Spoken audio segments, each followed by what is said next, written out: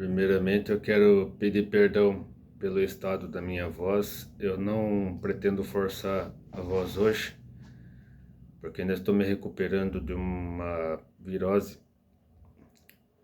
Desde sexta-feira passada, eu não ando bem de saúde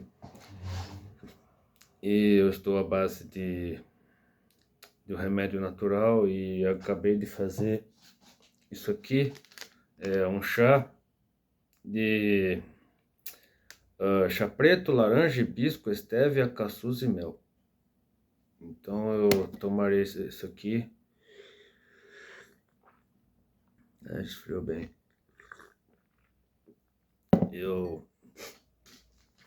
Se eu começar a ter crise de tosse durante o vídeo, não se assuste. É que realmente eu ainda estou me recuperando.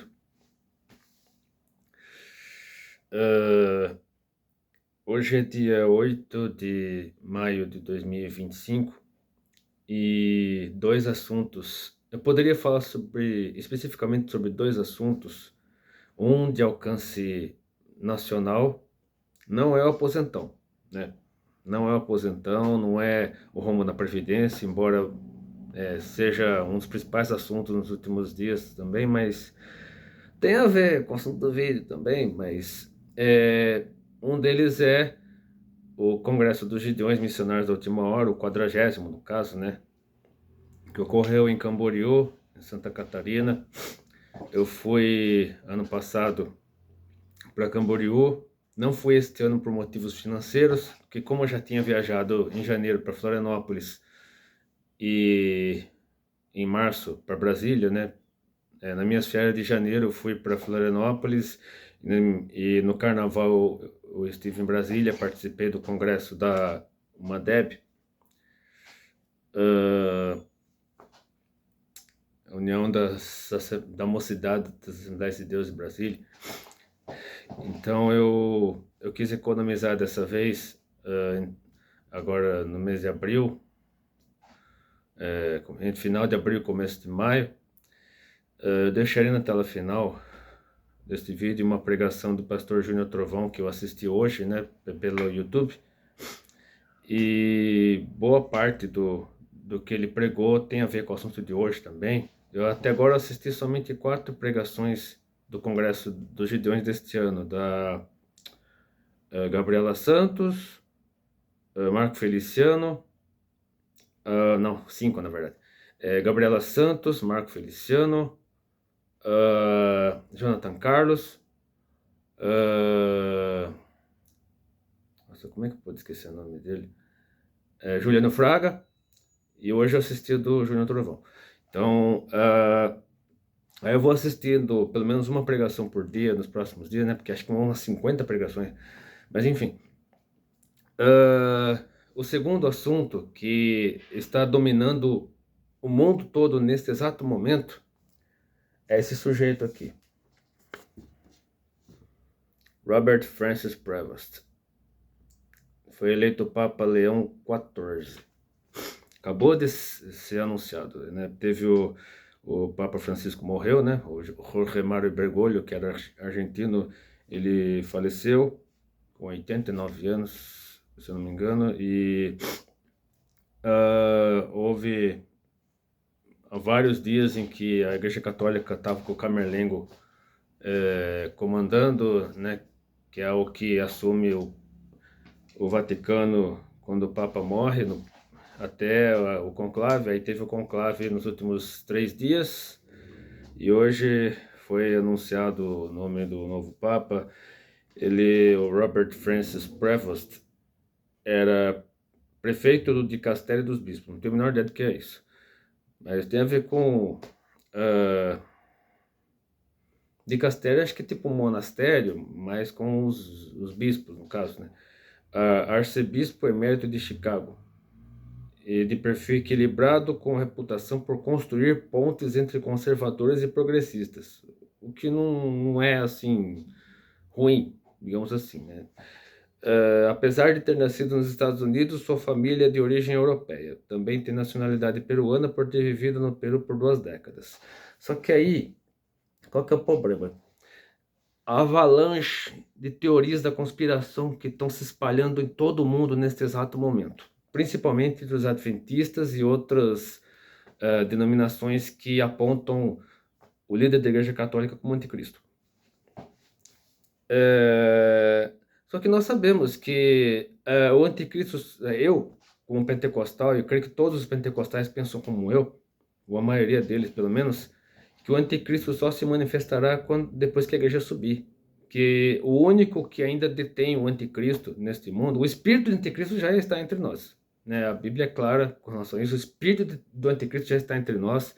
Há todo um esquema preparado já, líderes mundiais, governos, a militância progressista, enfim, está tudo sendo arquitetado para a chegada do anticristo. Só que o anticristo só se manifestará após o arrebatamento da igreja, porque o único que detém, o único que ainda detém o anticristo, o único que ainda impede o anticristo se manifestar é o Espírito Santo. E o Espírito Santo, ele levará a igreja, como está na pregação do pastor Júnior Trovão, né? Que a volta de Cristo ocorrerá em 2 momentos. Primeiro, ele aparecerá no céu entre as nuvens, esperando pela igreja, como um noivo espera a noiva no altar. Então, quem levará a igreja desta terra será o Espírito Santo. O Espírito Santo apresentará, ele conduzirá a noiva para Jesus Cristo, o Senhor da igreja. E aí a segunda volta de Cristo, né, já como vitorioso, tal, tá lá em Apocalipse 19, Jesus voltará já triunfante com a igreja e os anjos para derrotar o anticristo e seus seguidores, bem como o falso profeta, Satanás, será preso por 1000 anos. Então não há motivo para pânico, não há motivo para desespero, embora muita gente já esteja em pânico nesse exato momento, querendo se matar, querendo fazer sumir, querendo se enfiar num bunker, mas não há motivo nenhum para pânico. O que quer que o Robert Francis Prevost faça a partir de agora, mesmo que seja o pior cenário que você possa imaginar, as piores decisões possíveis que ele tomar, o Espírito Santo o deterá, né? Se ele for realmente o anticristo, né? O Espírito Santo deterá até que Deus dê a ordem lá de cima e o Espírito Santo finalmente leve a igreja desse mundo para ter um encontro com Jesus lá no céu e haja as bolas do Cordeiro por 7 anos, que aí quando o anticristo se manifestar e não queira estar aqui. Não queira estar aqui, então queira subir, não queira ficar. Então, mesmo nesse cenário de incertezas, de dúvidas, né, problemas no mundo todo, parece que só aumentam cada vez mais. Teve apagão na Europa, teve um monte de problemas, várias guerras em andamento no mundo. Então, por mais caótico que esteja o cenário em todo o mundo, muitos estão pautando Bitcoin como uma moeda oficial do anticristo. Enfim, tanta coisa que está aparecendo, mas não há motivo nenhum para pânico. Então, o que eu quero mostrar aqui? A parábola do semeador, que é a única parábola de Jesus Cristo onde o próprio Jesus Cristo interpreta. Né? Que todas as parábolas de Jesus, ele apenas conta a parábola e cabe ao leitor da Bíblia, ou aos teólogos, intérpretes, apologetas, enfim, o estudioso da Bíblia, cabe ao estudioso da Bíblia interpretar cada parábola. Aí tem as referências, referências cruzadas, mas a parábola do semeador é diferente. É a única parábola de Jesus interpretada pelo próprio Jesus. E a interpretação, talvez você nunca tenha visto essa interpretação do jeito que eu mostrarei aqui agora, mas primeiramente leiamos a parábola em si e depois a explicação da parábola. Aí tem as referências aqui, mas eu lerei Mateus 13. Primeiramente do 1 ao 9, depois do 10 ao 23. Naquele mesmo dia, saindo Jesus de casa, sentou-se à beira-mar, e grandes multidões se reuniram perto dele, de modo que entrou num barco e se assentou, e toda a multidão estava em pé na praia. E de muitas coisas lhes falou por parábolas, e dizia: Eis que o semeador saiu a semear. E ao semear, uma parte caiu à beira do caminho, e vindo as aves a comeram. Outra parte caiu em solo rochoso, onde a terra era pouca, e logo nasceu, visto não ser profunda a terra. Saído, porém, o sol a queimou, e porque não tinha raiz, secou-se. Outra caiu entre os espinhos, e os espinhos cresceram e a sufocaram.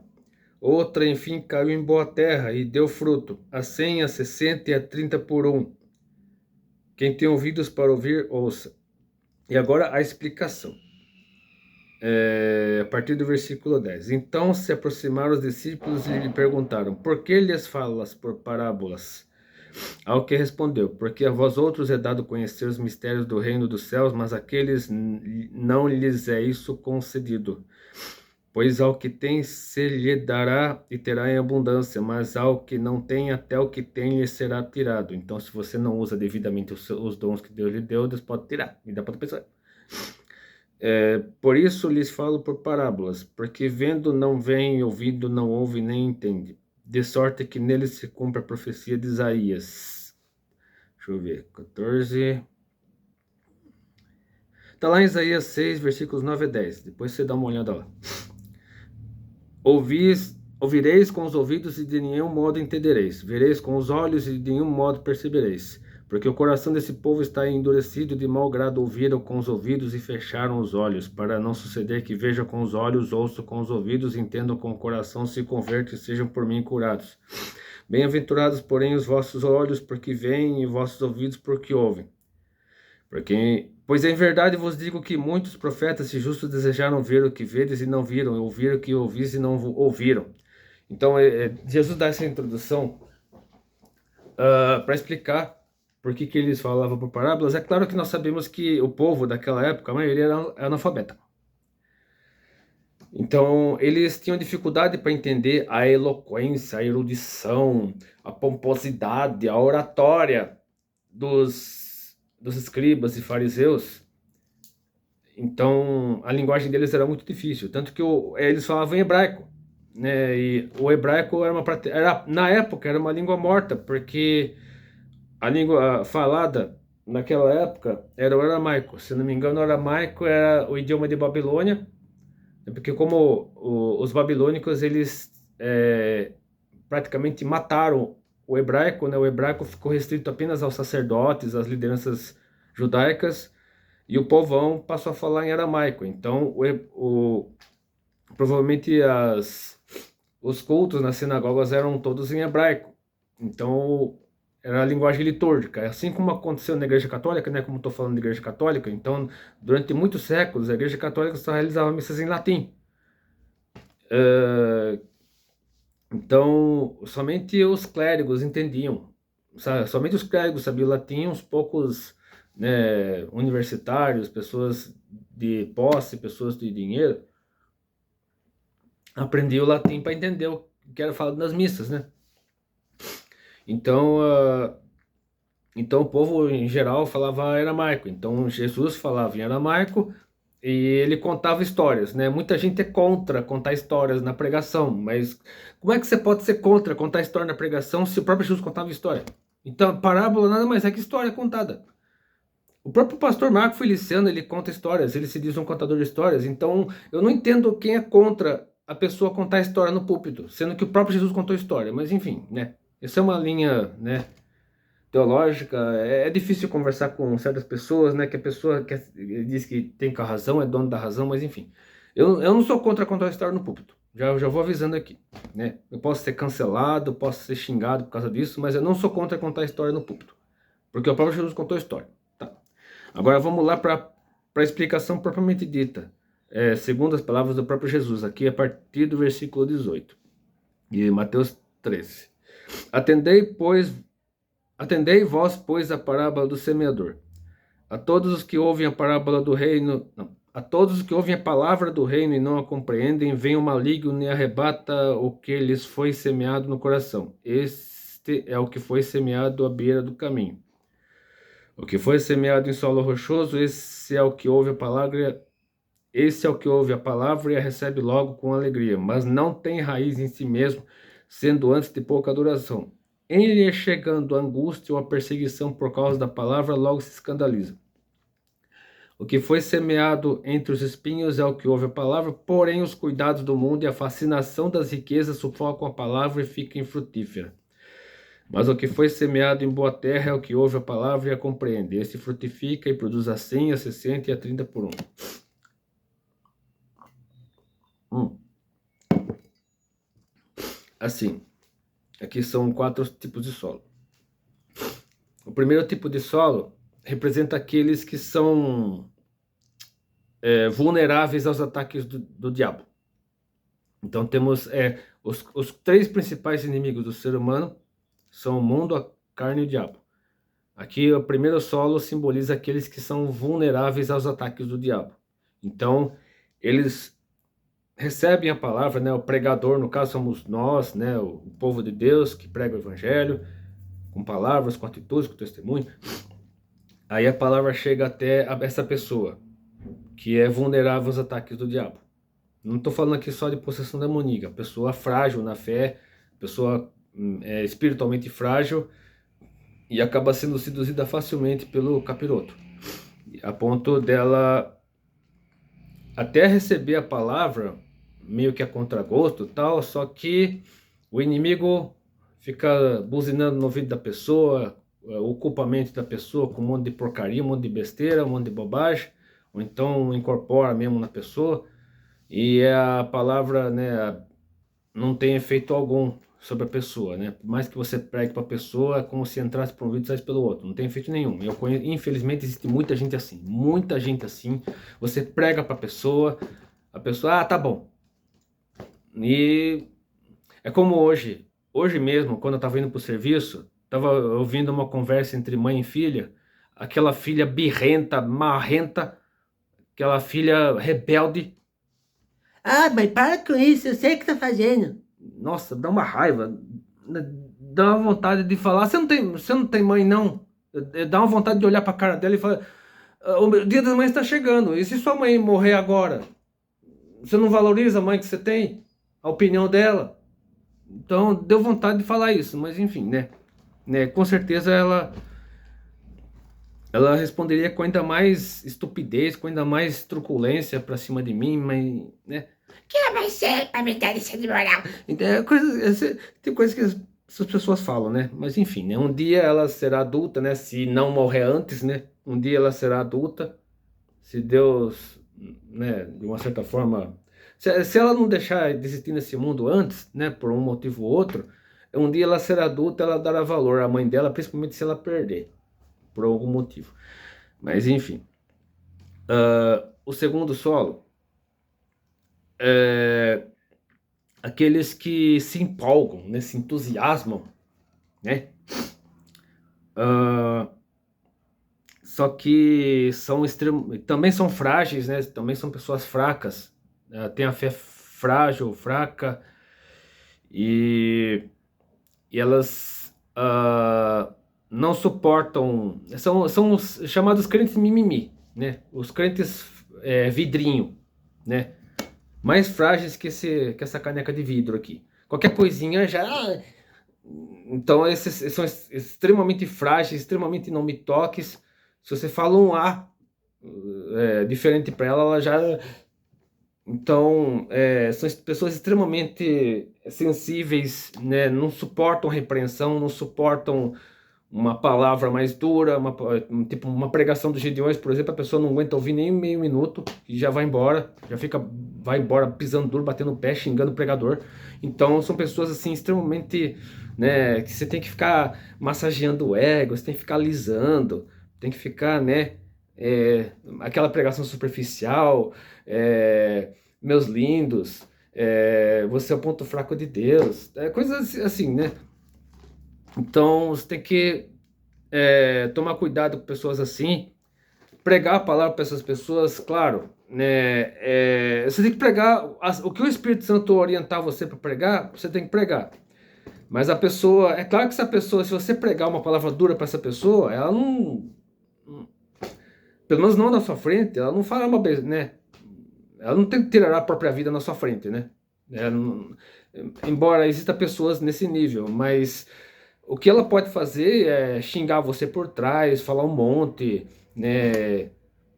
falar um monte de coisa a seu respeito contra você, difamar você, dizer que ela é livre, que tem liberdade de fazer o que quiser, que ela deu do nariz dela. Quem é você para dar lição de moral em mim, né? Como a adolescente que eu vi hoje no ônibus.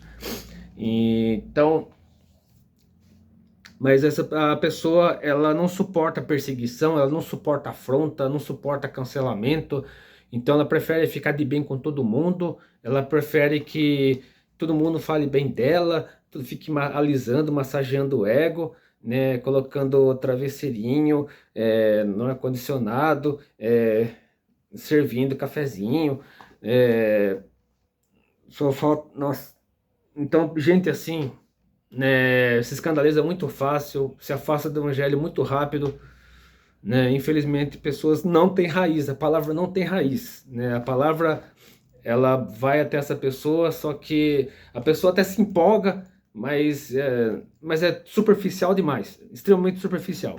Então, é uma pessoa que é extremamente carnal, né? Ela quer o aqui e agora, ela quer tudo pronto, mastigado e de uma forma que agrade o ego dela. O terceiro solo, a pessoa que ouve a palavra, né, até retém a palavra, tudo, mas a pessoa pronto, começou. A pessoa começa a se dar bem na vida, começa a receber as bênçãos, que nem sempre vem de Deus, tem que deixar isso bem claro, nem todas as bênçãos vêm de Deus. Muitas vezes a bênção que chega para nós, até Deus permite que chegue, mas nem sempre vem de Deus. Ou então Deus permite, são bênçãos que vêm de Deus, mas se não usamos essas bênçãos da maneira adequada, se nós não administramos essa bênção da maneira adequada, ela se torna uma maldição. Ela se torna um tropeço, torna algo que nos afasta de Deus em vez de nos aproximar ainda mais dele. Então, os cuidados do mundo e a fascinação das riquezas. Além de... aí entra a ostentação, entra curtidas, compartilhamentos, a marketing pessoal, emprego, posição, status, tudo que você possa imaginar de materialismo, secularismo. Eu falei aqui da Europa, né, que alguns países da Europa estão passando por um avivamento, né? Como Portugal, por exemplo, a Espanha também é um país onde o evangelho está crescendo, né? Embora muito menos que Portugal, mas alguns países da Europa, principalmente aqueles que estão passando por mais dificuldades, eles estão abrindo as portas para o evangelho, porque os europeus desses países que estão passando por problemas, estão percebendo que somente em Jesus eles conseguiram encontrar um sentido para a vida, um norte. Já alguns países extremamente ricos da Europa, eles estão fechando as portas para o evangelho, porque a sua população e até seus governantes, eles estão naquela situação do pós-Deus, pós-cristianismo. Então eles alegam que não precisa de Deus porque está tudo bem com eles, está tudo lindo, tudo maravilhoso, tudo, né?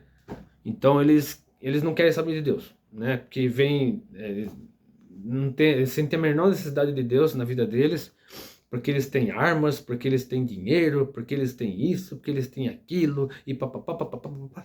Então, eles inventam um monte de desculpa para justificar a ausência de Deus nos países deles.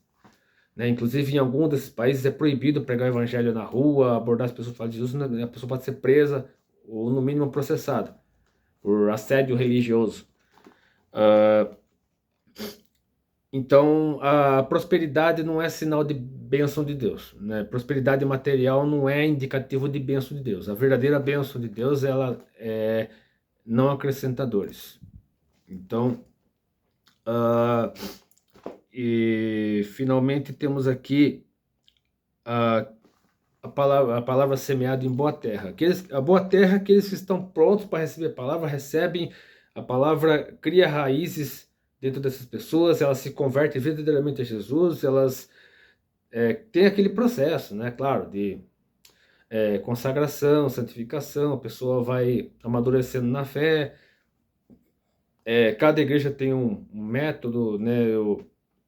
As igrejas presbiterianas têm lá primeira profissão, primeiro batismo, no caso na infância, depois a profissão de fé, a pessoa é recebida como membro da igreja por meio da profissão de fé. Já na igreja batista ocorre primeiro a profissão de fé, depois o batismo. Na Assembleia de Deus ocorre a classe de doutrina, que indica, que prepara a pessoa para o batismo. A pessoa é batizada e a partir do batismo ela já é recebida como membro da igreja. Então, cada igreja tem seus... eu, no caso, como assembleiano, e os assembleianos eles vêm dos batistas, né? Então, eu creio no batismo por imersão, quando a pessoa já tem, né, noção do que está fazendo, né? Então, a pessoa só pode ser batizada quando ela tem noção do que está fazendo. E, né, apesar de eu ter sido batizado na infância, quando era presbiteriano, eu fui batizado acho que com 2 meses de vida, mas depois de adulto eu fui batizado na igreja batista e tal, por imersão. Mas a pessoa, ela, desse quarto solo, é aquela que recebe a palavra frutifica, a palavra cria raiz na pessoa e frutifica, floresce, frutifica, enfim, a pessoa se torna um servo de Deus, uma serva de Deus, prega o evangelho com palavras, com atitudes, enfim. E não adianta só ter cargo na igreja, só cargo na igreja não adianta. É como o pastor Jonathan Carlos sempre fala, mas eu tô com a camiseta do Congresso, apresenta a camiseta do Congresso lá na porta do céu pra ver se tu entra. Então, ele sempre fala assim, né? É até difícil imitar a voz dele. Então,